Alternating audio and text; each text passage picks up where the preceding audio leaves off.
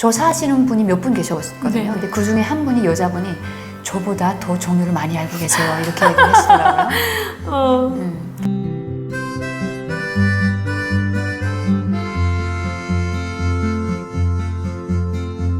안녕하세요. 김가영TV 김가영입니다. 여러분, 요즘 장마철로 비도 많이 오고 정말 인명피해도 많고 여러 피해도 많은데 우리 구독자 여러분들은 어떻게 잘 계시는지 너무너무 궁금하고 또 걱정도 많이 됩니다. 또 이런 시기에 또 김가영TV는 열심히 일하기 위하여 오늘은 진짜 제가 예전에부터 모시고 싶었던 분이신데 시간도 안 되고 또 게스트분도 쉽게 흔쾌히 나오겠다는 말씀을 안 하셨는데 오늘 드디어 이렇게 모시게 됐습니다. 자, 그러면 본인의 소개부터 듣도록 하겠습니다. 네, 안녕하십니까. 현양이라고 합니다.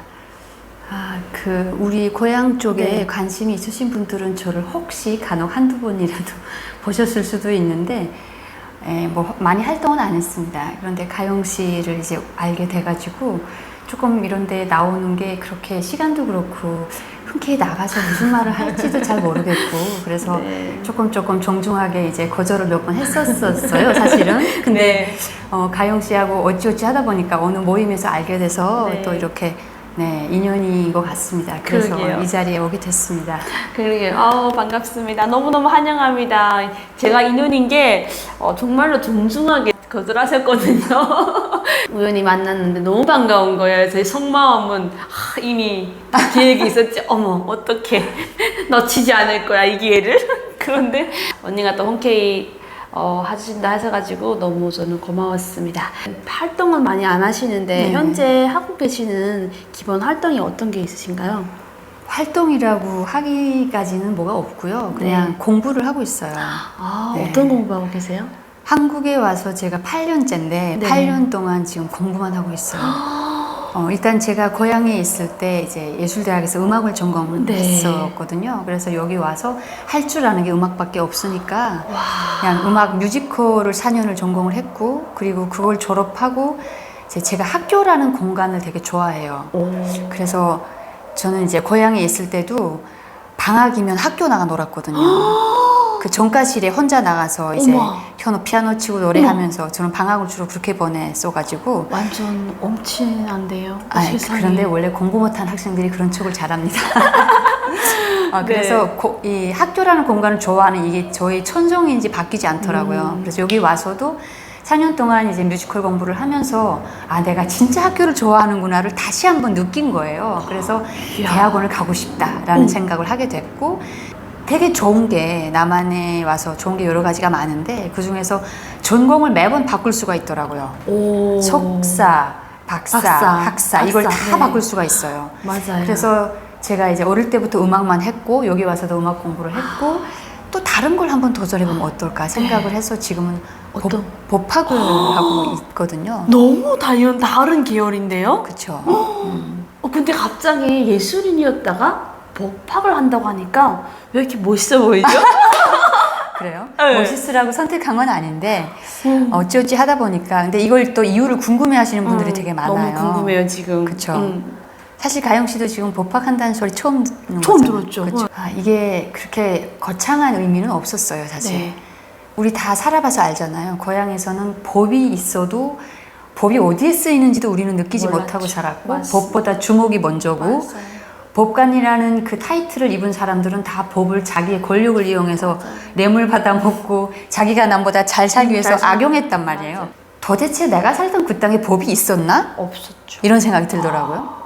그래서 여기 와서 보니까 모든 기준이 다 법이고 맞아요. 하물며 대통령도 법적인 기준을 판단으로 해가지고 국민들이 맞아요. 법을 기준으로 뭐라 할 수도 있고 이런 땅에 왔으니까 이게 진짜 법치국가구나. 이게 법을 기준으로 하는 법치국가가 바로 이런 거구나라는 생각이 들었어요. 네. 그래서 내가 법을 배워서 뭘 어떻게 하겠다기보다는 내 한 몸이 일단 이 사회의 민폐가 되지 않고 잘 살기 위해서라도 내가 법을 알아야 되겠구나. 너무 법이 없는 세상에서 살다 보니까 뭔가 잘 살아야겠다. 잘 산다는 게 이제 뭐 돈을 떠나서 이 사회에 적응해서 잘 살려면 법을 알아야겠구나. 맞아요. 그래서 배우게 된 거예요. 그러니까 내 몸을 나를 잘 위해서. 간수하기 위해서. 네, 나를 그래서 좀 지키기 위해서, 또 내가 잘 살아가기 위해서. 그쵸. 그런 내가 의미도, 누구한테 네. 민폐가 안 되기 위해서. 그래서 배운 거예요. 어때요? 지금 얼마나 되신 거예요? 지금 이제 대학원 수료했고요. 지금 논문 쓰고 있어요. 그래서 오, 시간이 좀 좀 없어요. 없으시네. 아유, 이제 마지막 남았네요. 그쵸. 졸업하면 어디로 가시게 되는 거예요? 아, 논문을 일단 통과돼야 되겠고요. 통과되겠죠, 무조건. 뭐 시간이 문제지 되긴 네. 되겠죠. 되고 나서 박사과정으로도 가보려고 합니다. 박사과정. 네. 공부가 체질입니다. 이렇게 말하는 사람들이 조금 도도하면서도 얄미웠는데 제 옆에 계시는 분이 바로 그분이라서 정말 갑자기 아, 얄미워져요? 저는 공부가 어려운데 공부가 체질입니다. 너무 부러운데. 아, 잘하는 건 아니고 그냥 좋아할 뿐이에요. 그게 좋은 거예요. 공부를 좋아한다는 게. 저는 책을 첫 페이지, 두 번째 페이지 펼치면 졸리고 눈꺼풀이 내려오고 수면제죠. 네, 책은. 완전 수면제인데 옆에 계신 분에게는 수면제가 아니라 에너지가 된다고 하니까 너무너무 기대되고. 이게 사실은 여기 와서 그 뮤지컬을 공부했잖아요. 근데 음악이라는 건 참 그 마약과도 같다고 할까요? 무대에 대한 그 갈망, 갈증 이런 게 있었어요. 우리 고향에서 온 그 음악하는 전문 하던 친구랑 같이 임재범님의 네. 그 라이브 콘서트에 네네. 갔었거든요. 근데 그 친구는 악기하는 친구인데 같이 둘이 이제 티켓을 얻어서 가서 이제 보다가 누구라 할 것 없이 이제 둘이 탁 마주 본 거예요. 그리고 끝나서 나오면서 야, 우리 왜 마주봤지? 야, 저 우리 무대에 서고 싶다는 생각 한 거 아니었어? 둘이 동시에 생각한 거예요. 그래서 그래, 이게 음악의 매력이지. 그래서 우리 무대를 우리가 무슨 일을 앞으로 하든 음악은 우리랑 항상 함께 갈 수밖에 없는 것 같아 해서 둘이 같이 시작을 한 거예요. 그래서 이제 또 전문 음악 하시던 분을 북에서 네. 저 친한 선배분이 계세요. 그분이랑 같이 세 명이 모여서 만들었어요. 남한 출신의 가수. 밴드분들 네. 5분을 섭외를 하고 우리 3명이 이제 주체가 돼서 이제 남북한 밴드를 만든 거예요. 와. 그래서 그 공연을 얼마 전에 했고요. 네. 그러게 너무 아쉽습니다. 또 합니다. 또 언제 해요? 그 공연이 그래도 조금 괜찮았나 봐요. 네네. 그래서 그 강소에 있는 똑같은 남북 통화문화센터에서 그러면 초대장에 나왔나요? 아직 안 나왔어요. 나오면 저한테 보내주시면 제가 저희 채널에 올려드려서 우리 구독자분들도 가시고 저도 강의 스케줄이 또 안 끼면은 그때는 꼭 가보겠습니다. 네, 주말에 합니다. 주말입니까? 아우 갈 수 있겠네요. 주말이면은. 그래요? 네. 이제부터 또 우리 현양 언니 최근에 어떤 일상을 보내는지 대해서 잠깐 들어봤다면 북한에 있을 때 이야기로 좀 가고 싶습니다. 북한의 고향은 어디시죠? 고향은 양강도 해산시입니다. 역시 해상분이셨군요. 그래서 제가 오늘 이 자리 또 나왔어요. 정말요? 네, 고향 동생이라서. 너무 감사합니다. 역시 이 고향백이 있다니까요. 예술 전문학교에서 전공은 뭐 하신 거예요? 성악을 했어요. 성악. 네. 네. 목소리 톤부터 시작해서 모든 게 딱 성악가라는 게 잡혀 그래요? 있어요. 칭찬이죠. 뭔가 칭찬이에요. 네. 그러면 고향이 하면은 다 누구나 떠오르는 추억이 있는데 현아님 고향 하면 어떤 추억이 가장 떠오르세요? 고향 하면 뭐 압록강 너머로 바라보이는 중국, 그리고 모교죠. 예술대학교가 제일 그렇죠. 많이 생각나죠. 아까도 말씀드렸지만 방학을 저는 이제 거의 학교에서 보냈고, 그래서 지금도 이제 위성 사진으로 맞아요. 이렇게 확대를 해서 항상 학교를 찾아봐요. 우리 집과 예술대학교 이렇게 두 개를 찾아봅니다. 네, 그 기억이 제일 많고요. 그리고 그 압록강 건너로 바라보이던 중국을 보면서 제가 어릴 때 사춘기 시절에 네. 했던 생각들이 제일 많이 고향하고 결부돼서 떠오르는 것 같아요. 어떤 생각을 하셨죠? 사춘기 때. 그런 생각을 했었어요. 저는 강 폭이 되게 넓지 않잖아요. 네, 우리가. 좁은 근데 편이죠. 북한은 그래도 소위 나라인데, 국가인데, 국가의 한 도시인데, 우리 건너에 있던 중국의 장백은 그 한 개 나라로 말하면 군이란 말이에요. 그렇죠. 시골이란 말이죠. 근데 저 나라의 시골은 저렇게 우리 도시보다 훨씬 더 나날이 아파트가 건설되기 시작하면 올라가는 속도가 정말 빠르죠. 놀라울 정도로.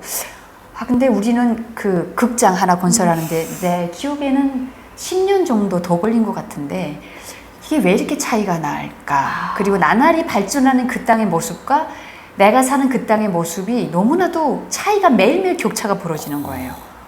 그걸 느끼셨구나. 그리고 환한 가로등과 어두운 내가 사는 그 고향 땅의 현실. 맞아요. 그래서 제가 여기 와서 까만 가로등이라는 책도 썼어요. 그 가로등이 잊혀지지 않더라고요. 가로등은 말 그대로 우리가 생각하는 가로등은 하얗게 길을 하얗게, 비춰주는 게 맞아요. 가로등인데 북한의 가로등은 까맣단 말이에요. 네. 그냥 우리 가로등이 있어 하고 한 대씩 세워놓은 것 같은 느낌? 맞아요. 가로등이 가로등 역할을 못 하잖아요. 못해요. 그래서 그런 생각을 항상 했었어요. 어릴 때. 그 검은 가로등 밑으로 까만 가로등 밑으로 책가방 메고 왔다 갔다 등굣길 하굣길에서 나는 왜 여기서 살아야 될까? 그리고 예술대학 학생인데도 옷차림 단속 받아야 되고 머리 스타일 뭐 길이 길다 짧다 왜 내가 사는 이 땅은 이럴까? 그걸 중국을 보면서 계속 생각을 했던 거예요. 맞아요. 그 생각이 제일 많이 나요. 이게 북한이 가장 싫어하는 부분이기도 하죠. 이 북경 도시에 있는 특히 젊은 친구들은 시야에서 보이니까 비교할 수밖에 없고 맞아. 또 그쪽 땅을 저 땅은 과연 어떤 것일까? 저 세상은 과연 어떨까? 막 이런 호기심이 가장 많은 시기잖아요. 특히 사춘기 때면 그런 거는 북경 도시에 사는 모든 친구들 똑같은 것 같아요. 근데 항상 중국에는 반짝반짝 막 하니까 우리는 왜 이렇게 불이 없지? 막 이런 생각을 항상 했던 것 같아요. 아까 성악 공부를 하시다가 3년만 했다고 하셨는데 혹시 어디로 가신 거예요? 제가 좀 특별하다고 해야 될까요? 이상하다고 해야 될까요? 그런 곳으로 가긴 갔었죠. 네. 그 이상한 곳이 과연 어딘지 너무 궁금합니다. 예술했다고 하시면 가장 형편은 어느 정도 그래도 괜찮으신 편이었나 봅니다. 먹고 사는 거는 문제가 크게 없었어요. 일단 어머니가 1년에 한 번 정도 그 중국으로 계속 무역을 다니셨고 그리고 별 문제가 없었던 것 같아요. 어머님께서 이렇게 무역도 하셨으면 어릴 때부터 좀 중국 물품이라던가 아니면 한국 상품도 보고 접해보고 했었겠네요. 어릴 때 접해본 가장 신기했던 상품 있었나요? 어릴 때요? 네, 뭐 어릴 때 아니어도 괜찮아요. 어릴 때 접해본 거는 그냥 어머니가 가져다 주시는 그 간식들? 남들하고 다른 맞아요. 그 포장 자체가 다르잖아요. 달라요. 그런 간식들이 그러니까 어리니까 먹는 것이 제일 기억에 남았나 봐요. 그랬었고 제가 이제 어릴 때부터 장난감 이런 걸 별로 안 좋아했어요. 그리고 커서도 액세서리 이런 걸 별로 안 좋아해가지고 그런 걸 어머니가 가져다 주시면 친구들을 다 줬거든요. 그래서 그런 기억은 별로 없고 커서 제가 나중에 성인이 된 다음에 화장품 아이템을 주셨어요. 그러니까 저희 어머니가 하신 말씀이 지금도 기억이 나는데 지구가 멸망하지 않고 그 지구에 여성들이 살아남아 있는 한 화장품은 팔릴 거라고 하셨어요. 그래서 화장품 아이템을 주셔가지고 어머니가 중국에 갔다 오실 때 저한테 자그마한 중국 핸드폰을 하나 갖다 주셨거든요. 불법이잖아요. 네, 그렇죠. 그래서 집에 숨겨놓고 제가 이제 몰래 처음에 샴푸하고 기초 화장품부터 시작해서 한국 화장품을 받아서 집에서 이제 조용히 그러니까 조용히 판다 그래도 제 주변에 다 예술인들이기 때문에 잘 팔리더라고요. 그렇죠. 그리고 그게 조금 소문이 나니까 장마당에 시장에 앉아서 파는 그 화장품을 소매로 파시는 분들이 저한테 도매하러 와요. 맞아요. 소문 듣고. 그래서 저는 집에 앉아서 조용히 그분들한테 이제 도매를 주고 네. 또 지인들한테 이렇게 팔고 해서 남한 화장품을 제가 이제 많이 팔았죠. 근데 되게 지금도 웃기는 게 한국에 금방 와서 국정원 조사를 받잖아요. 그때 남한 화장품을 팔았다고 하니까 이제 종류를 이제 적어보라고 하시는데 제가 이제 그때는 금방 왔으니까 머리에 그대로 다 살아있단 말이에요. 그래서 화장품, 샴푸 종류만 해도 제가 10종류 이상을 적었던 것 같아요. 그리고 기초 화장품부터 쫙 적으니까 조사하시는 분이 몇 분 계셨거든요. 네. 근데 그 중에 한 분이 여자분이 저보다 더 종류를 많이 알고 계세요. 이렇게 얘기를 하시더라고요. 그래서 그 기억이 납니다. 남한 상품에 대해서 되게 익숙한. 맞아요. 익숙하네요. 그게 쫙 메모할 정도면은 굉장히 많은 걸 다뤘다는 건데 한국 그쵸. 화장품에서 인기 있었나요? 제가 제일 처음으로 했던 기초 화장품 참전이었고요. 저도 참전. 참전을 제일 먼저 제가. 빨간 색깔 네, 맞아요. 참전에. 그리고 소라수가 인기가 많았던 것 같아요. 네. 그리고 샴푸가 제일 많이 팔려서 샴푸가 미장센, 네. 펜틴, 네. 헤드숄더 이런 거 헤드숄더 맞아요. 많이 네. 팔렸었고 도브, 케라시스 이런 거 있잖아요. 네. 그런 거 많이 그쪽에서는 제일 고급 샴푸였어요. 근데 고급 여기 오니까 이마트에 그냥 아주 쫙 널려 있더라고요. 아, 여기서는 그렇게 고급이 아니구나. 깜짝 놀랐겠네요. 놀랐어요. 우리 앞에 그 자그마한 마트 나가도 정말 많더라고요. 많죠. 그쪽에서는 되게 비싸기도 했고. 엄청 비싸죠, 특히. 많이 비쌌어요.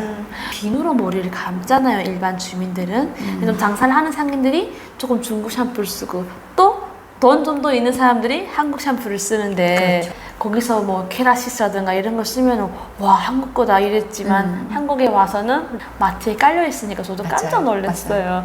북한에 있을 때는 그 참전도 얼마나 처음에는 좋고 그렇죠. 예, 막 향도 막 달라 보이고 맞아요. 그걸 바르면 제 피부가 마치 좋아 보이죠? 좋아 보이고 어디 이상한 곳을 갔다 왔는데 이상한 곳이 어디였나요? 이상한 곳이요? 네.